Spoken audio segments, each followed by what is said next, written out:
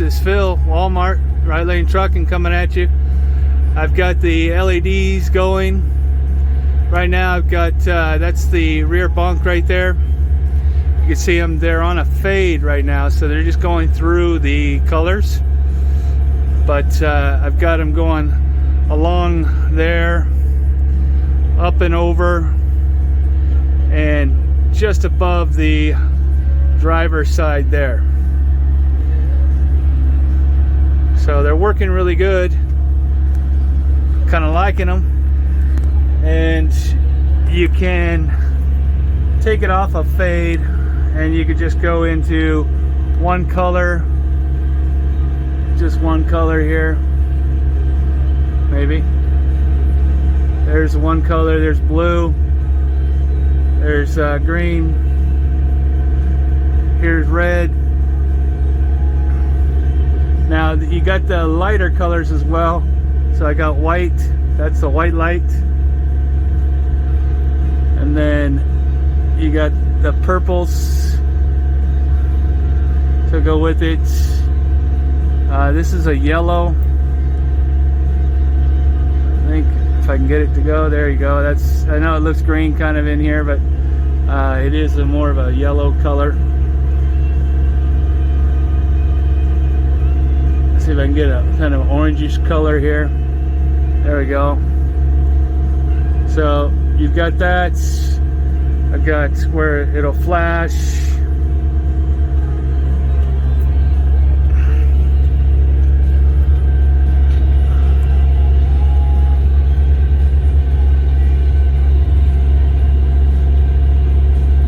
And the strobe. Then there's the fade.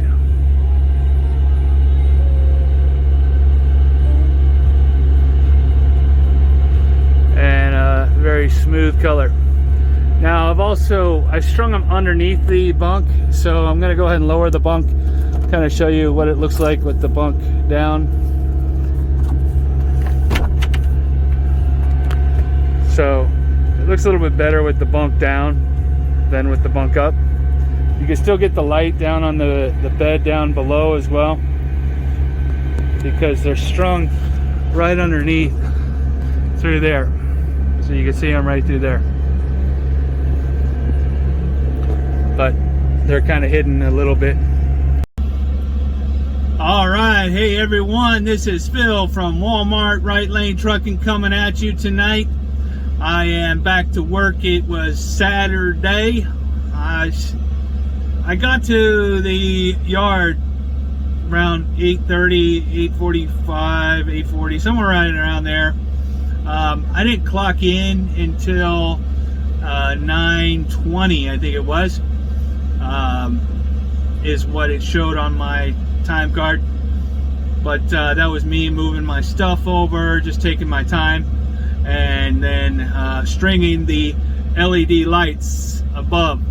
So I didn't want to get, take away from my time while I was doing that.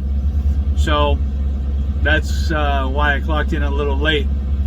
So let's stay with the curriculum here. I normally go over my day. So my day started with me me getting to the tractor, loading up all my gear, and then stringing all the LED lights. So we did that already. Then I logged in and I saw that I had 2 dispatches. One was for a store in Orangevale, California, and it's a store I've been to several times, but it is, come on, you guys can guess it. You guys can guess this. Length restricted. Yay! So, after I did my pre-trip and got everything loaded in this tractor, I had to go get my paperwork and then find out what tractor they wanted me to take to go deliver the first load. So I day cabbed it over to the first store after doing the pre-trip of the tractor and the trailer. The trailer was only for them, so it only had 12 pallets. It had frozen dairy in it, and it had 5 dairy, 7 frozen. Now, some of the pallets were leaners, and thank goodness I had somebody that knows how to handle leaners, and then once he got it out from between the other pallet, we were able to push it back upright for the most part, and then get it over to the dairy or frozen section. I think it was only dairies. The dairies were the ones that were the leaners, and there was 2 of them, and we got them both, and we didn't drop anything, so that was good. And then I came back, and my next dispatch was for a vendor down in Stockton. So went out to Orangevale, came back to Sacramento, got into my tractor, which is the sleeper, and went down to Stockton. And, well, I didn't pick up a load there. I took it empty. I checked in. There was 2 Walmart tractor trailers parked outside, because they don't let you in until they need you in.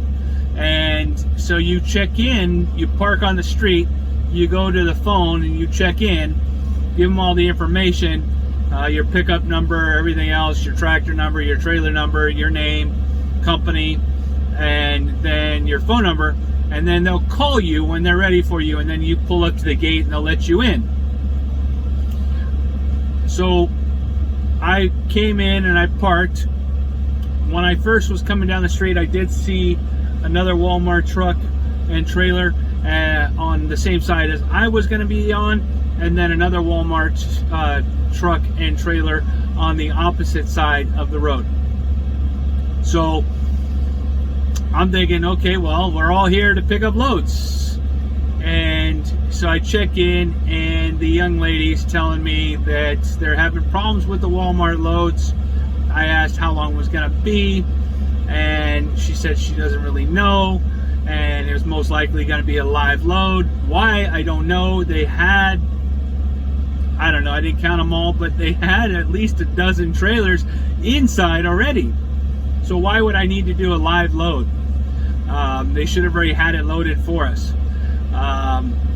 So I got all checked in, and then the driver that was on the same side as me, he or she left, and then the driver that was facing the opposite direction sounded his horn at me. And I walked over to him, and he said, "Hey, you need to call the Rock. The other driver had been waiting here 2 hours.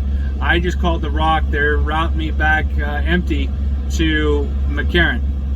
So, well, I needed to take a meal, so I coded a meal, and then I called the Rock, and they, sure enough, they rerouted.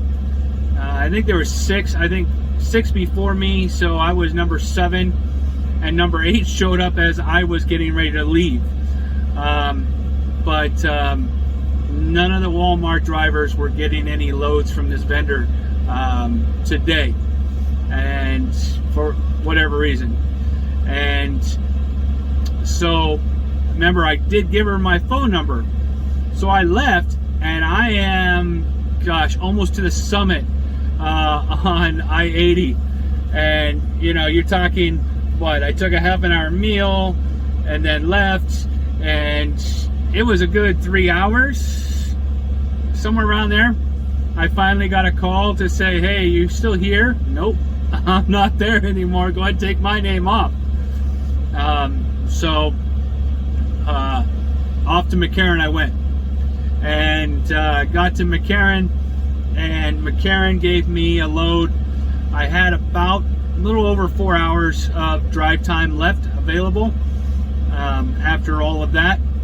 So I got a load, thank goodness, and I was able to get out of there. And I am back in Tracy, California. That's where I drove to from McCarran tonight. So I drove, I left there just before 7 p.m. and I got here right before 11 p.m. So it was a good 4-hour drive, four and some change drive. I think I left a little bit earlier than that. I have to look. Let me see what time I actually left. Overview. I left there at 6:48, and I got here at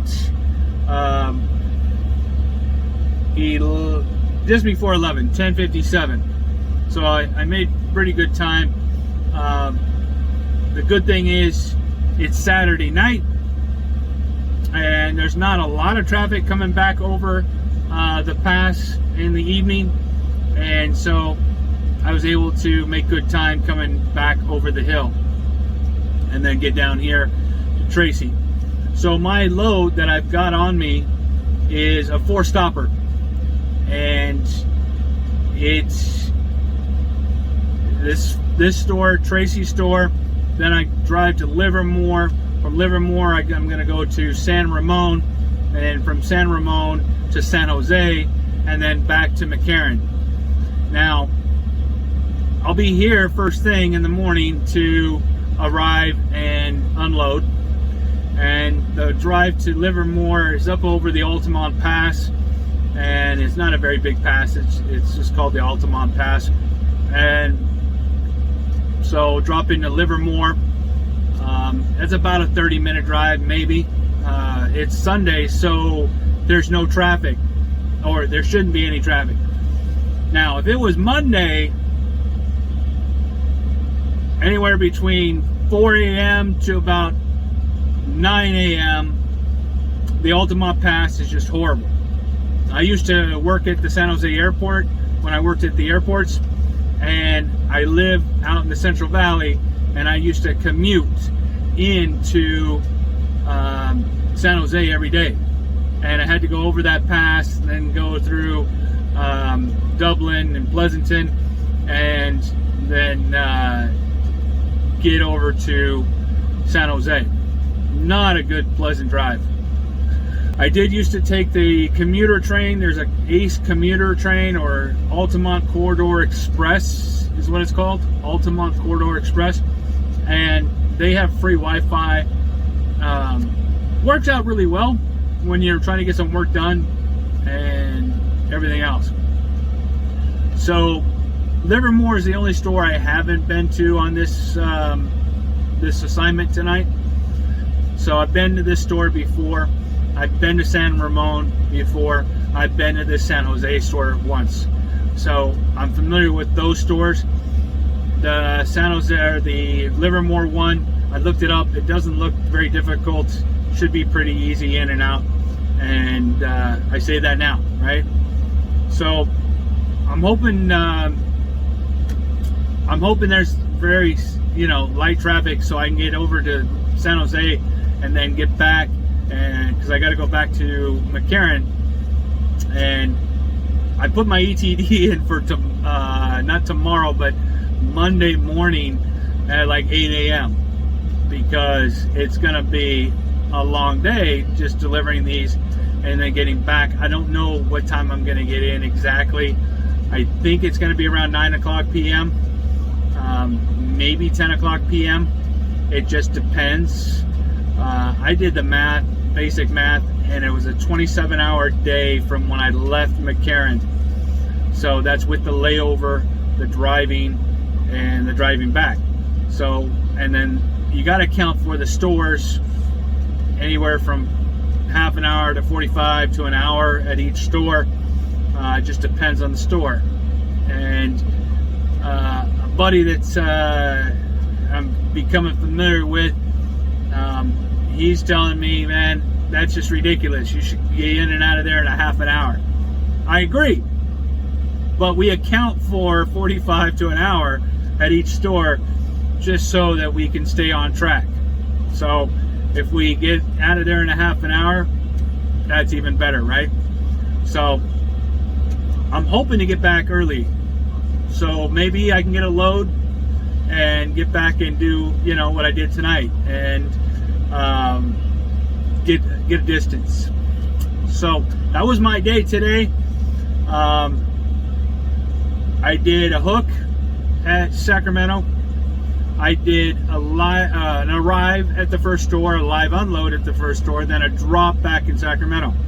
Then I hooked to the trailer that I took to that vendor in Stockton, and then drove to Stockton. I think I get the arrive for that, even though, let's see, let me look here. All right, so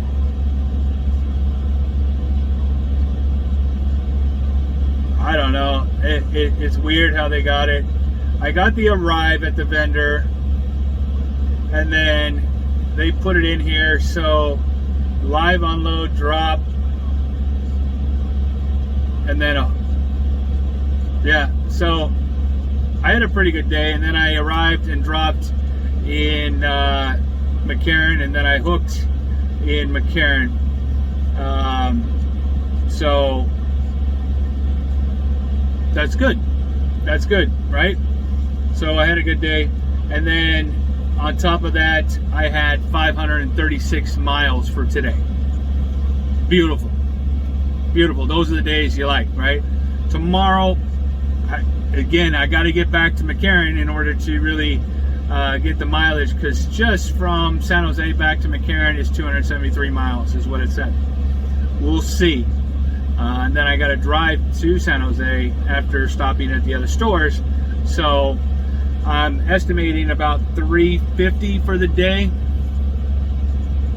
if I don't get a load, if I don't get back in time to get a load and get out of there at least and get some more miles.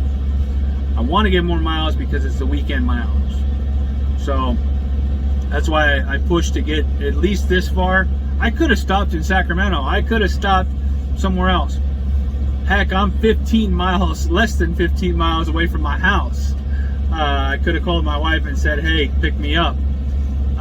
But I knew I was going to be in late, and she hasn't been feeling good, so I don't want to have her come out and pick me up in the Lathrop area, even though it's not that far. I could have parked at maybe the Flying J or off to the side of the road or something and had her pick me up. But it is what it is. So you'll see in my title, I have several topics that I want to talk about this week. But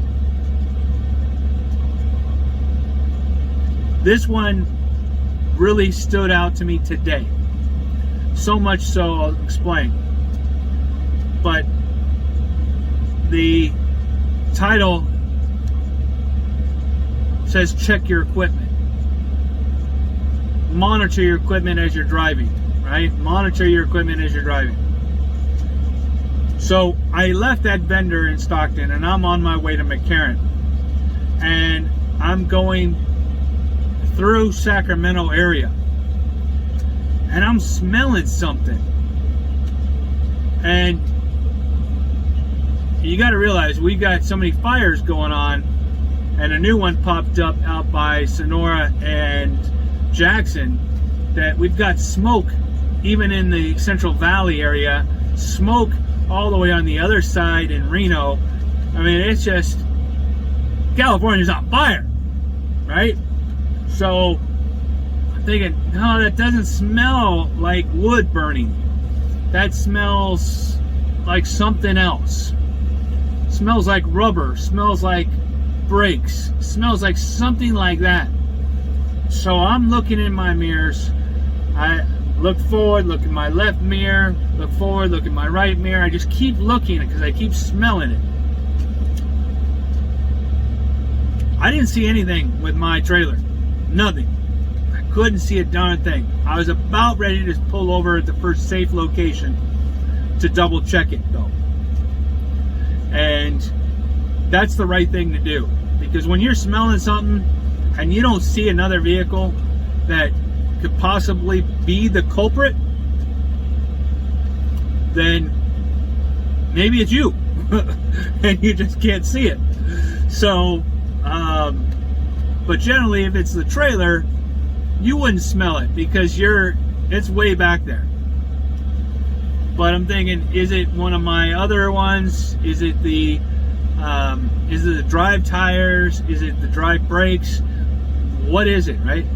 So I'm continuing through Sacramento, and we get through downtown area, or the main area, not the Capitol Freeway, but just I-5, and coming up, and sure enough, there's another tractor trailer that is smoking. He was kind of in the number 2 lane. Again, I don't know if you guys know how to number here in California the way the DMV and the CHP look at it. The far left is number 1, the next one over is number 2, so on and so on, right? From left to right. So he was, I think, in number 2 like I was, and because you got a lot of merging traffic going through downtown, and you don't want to be in the number 3, so that you allow them to merge on. And so he starts getting over. He's smoking. And I'm thinking that's all it is smoke. And then as I get closer, nope, his passenger side rear tandems, inside brakes, the whole brake drum, everything, I could see flames. So what do? Just keep on going? Thank God it wasn't you? You know, by the time he gets stopped and realizes, did he call 911 yet? Or is he going to stop, get out and look at it? And then go, oh, I got to run to get my fire extinguisher. And then that's not going to work. So then he's got to go get his phone. And then he's got to call 911. So I called 911 right away.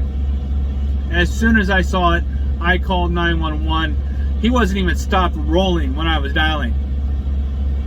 And hopefully, I mean, I didn't hear and I didn't get any messages that we had a backup on I-5 northbound around that time that said something about a big rig on fire or anything. But if first responders don't get there quickly and we don't react quickly enough, that could have been disastrous. Hopefully, I don't know, because I just kept on going after I made my phone call, but that could have been disastrous for him and everything that's inside that trailer, because that brake fire can cause the trailer to catch on fire. Because, I mean, he looked like he was doing a dry box like me. So what's the bottom of your trailer made out of? At least mine is wood, right? That fire gets on there, it catches everything else on fire. You're on fire. The whole trailer's on fire. Your power unit, if you weren't smart enough to disconnect your tractor from the trailer, that would have caught on fire. The whole thing would have been burnt up to a crisp. So hopefully the first responders got there in time before any bad things happened. But what I'm trying to get at is you have to pay attention and you have to look at your mirrors, because you're not just looking for traffic in the lane next to you, right? There's three things that you're looking at when you look in your mirrors. One, traffic conditions behind you or around you. Making sure that traffic conditions are still good. Nobody's drifting in your lane as you're driving, because people do that, right? People drift in your lane. And if you're not looking in your mirrors, you're not going to notice that. Two, you want to see that you're staying centered. So you want to look in your mirror to see that you're staying centered. And the last thing is mechanical problems. And this guy had a mechanical problem. How long? I mean, he was driving a while, because I smelt it for a way back there and thought it was me. There was no other trucks around. So he was driving for a while like that. So you got to look in those mirrors to see if there's a mechanical problem going on. Maybe your lights are out.